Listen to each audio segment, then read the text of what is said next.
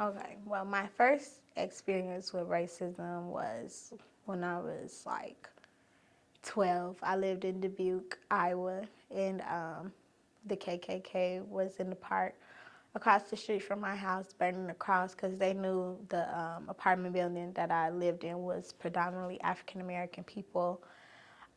So they had signs that said, we don't want these N-words here. And so my mom made us move back to Chicago because she said she didn't think that we would ever have to experience that in our life. Just seeing that, I didn't really understand, like, why would people hate you so much for your skin color and not judge you by your character. If you would have asked me another time, I would have said there was a few here and there. Um, Maybe if you asked me like before college. But now that I know a lot more things, I would say it's like choosing from like a million. I work in a nursing home. Um, it's like cliche though. I've been like called a nigger by the residents, which is like some of them have like mental disabilities and stuff like that, or like um, degenerative diseases.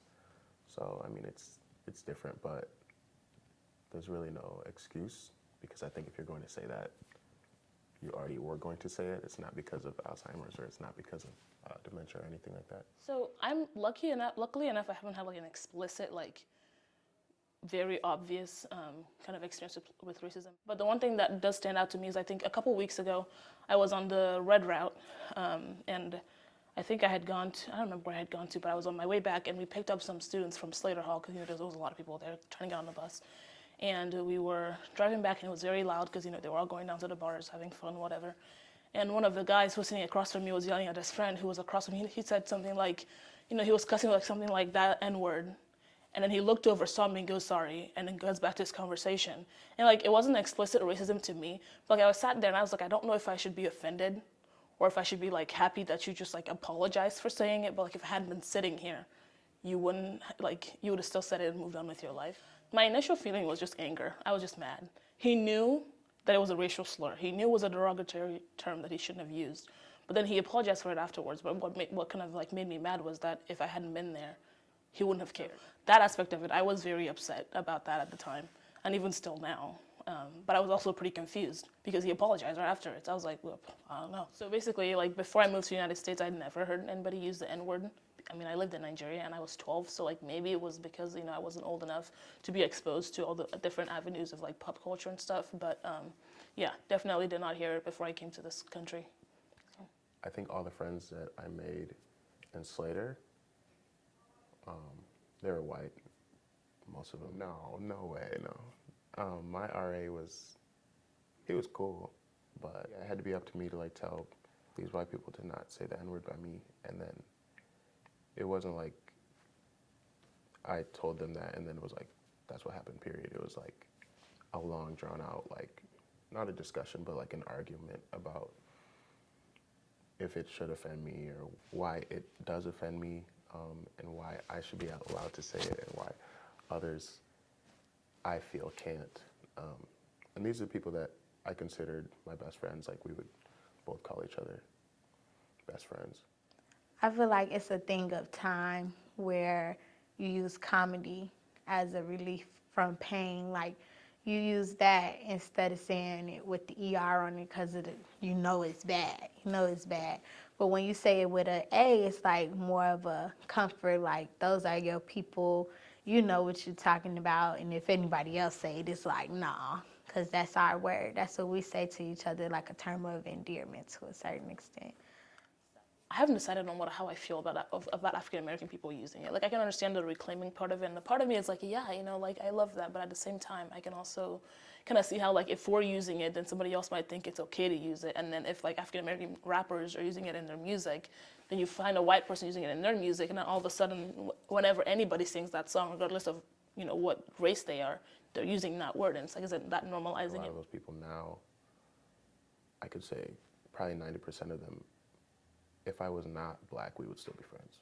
Like, it's not because those people are like, oh, I don't like black people or whatever. It's just like, I don't know, the circumstances that come with being black. Like, it can be problematic, I think, for white people. I say this, and each time I feel like it sounds a little corny, but like in Nigeria, I didn't really notice my race. I noticed my gender. I would say that's one of the main social issues. But like here, I noticed my race and I noticed my gender, but I feel like I noticed my race a lot more. One thing that does change kind of like the way that I've seen society around me is like just the way like society reacts to like what stereotypes are put around like black women, for example. That affects me a lot, like the way I do things and who I associate with. Black women who are like outgoing and like, you know, like outspoken seem to be like loud, and there's this whole like "Bye Felicia" thing that people do, and like it annoys me because people say just to be fun, like make fun of it, but like there are people who that is their personality, and so like I personally I tend to talk quite a bit. Like I'm also pretty outspoken. On myself, always kind of like trying to keep my voice down, just so that I don't appear to be that stereotype. And I feel like that's something that's been really damaging for me, because then I haven't been able to like embrace who I am as a black woman in society. I still have to watch my surroundings. Even though I'm not in Chicago, I don't have to look over my shoulder every second. I still have to make sure I'm presenting myself in a way that I want these people to see me, so that they don't see me as an N-word or like I'm ignorant. I really do feel like I have to present myself differently. Like I have to speak a certain way when I'm talking to people that are not of my color. Like I go all out when I'm talking to somebody that's black, like using my lingo because I know that they understand me.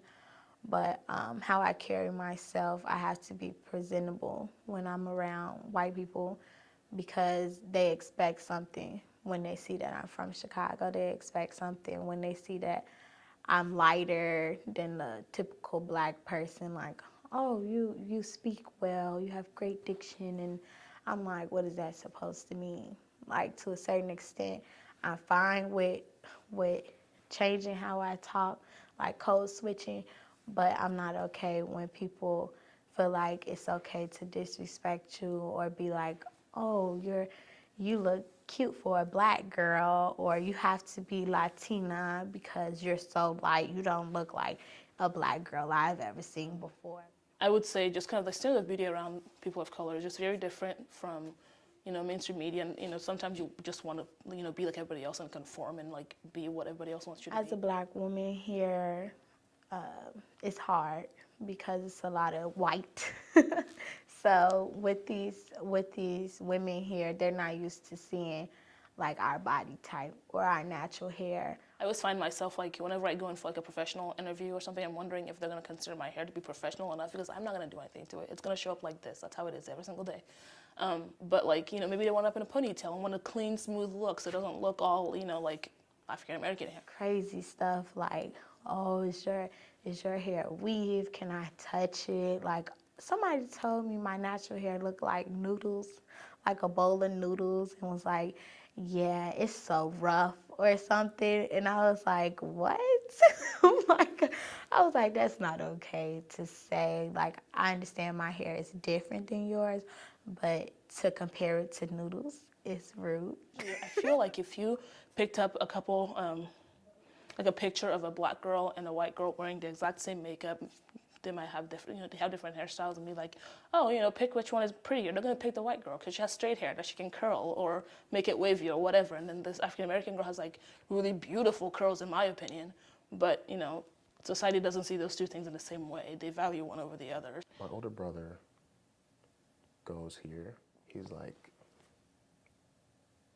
I wouldn't say stereotypical, but like he's like the archetype for like a black man, like muscular, handsome, athletic, all that stuff. He's smart too, but like obviously nobody sees that. And he always tells me like if he goes out in public or like to the bars or just a public space or whatever, like people always ask him like what team does he play? You know what I mean? Like does he play basketball or does he play football, or like he has to play a sport because like they know that he's in college and they're just wondering like what avenue of athletics he's pursuing, and it's just kind of like diminishing for his self-esteem. I mean, I guess you could take it either way. Like all these people think I'm athletic and cool, or you could take it like these people think I'm incapable of intellectual pursuits, which is how I take it. I know there's a lot of people that don't live in majority white spaces, but for me, I have always lived in a majority white space. I would say a suffocatingly white space.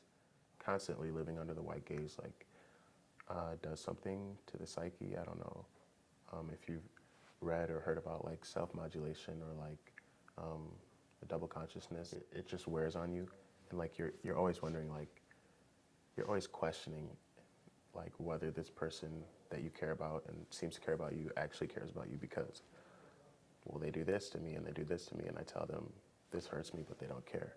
And it's like, if I wasn't black, it wouldn't be, I don't know, it just wouldn't hurt so much maybe. For some reason, it never clicked to me before coming here that it's a predominantly white institution, because they have a lot of diverse things on like the website and stuff like that, and like I don't feel unwelcome here.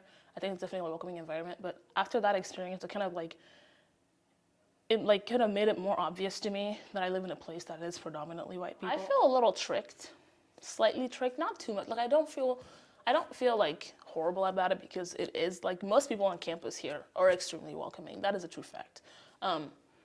But the fact that the Afro House and the the LNAC and the APAC and all of those things are all the way over there, like it's not helpful to any of us. Like half of our residents live across the river, half of them live over there, and even over there, it's still like a good walk for them to get over to those houses.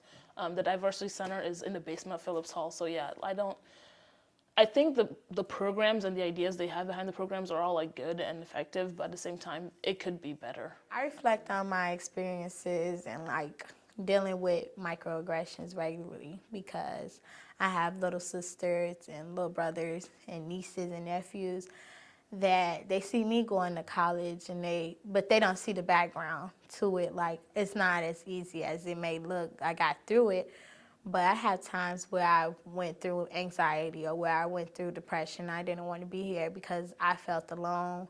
I take it as a learning experience day by day, because it happens every day.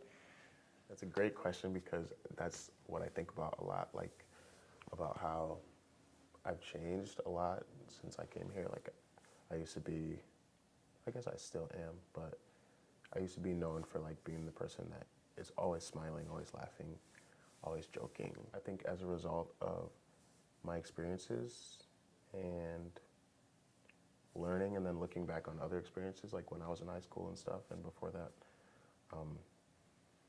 I think I've become super bitter, like, and resentful. And I think I especially lost my faith in people just to do better. And it's not just about race, it's just about social justice in general. It's just so much like willful ignorance, and which should be whatever, but it sucks because it hurts people. And I know it's not up to me to say who's good or not, but it's just hard to see the good in people anymore, I would say. Have you ever read Notes of a Native Son by James Baldwin? So in it, he talks about his father, and James Baldwin talks about his father, and how his father's hatred for white people basically like ruined him as a man. And I feel like I resonate a lot with his father. One of the main factors was that, yeah, he hated white people, and like it distorted his view of people. And I don't know, I just think that's a sad thing to see in myself, I think. So that's a big change for me.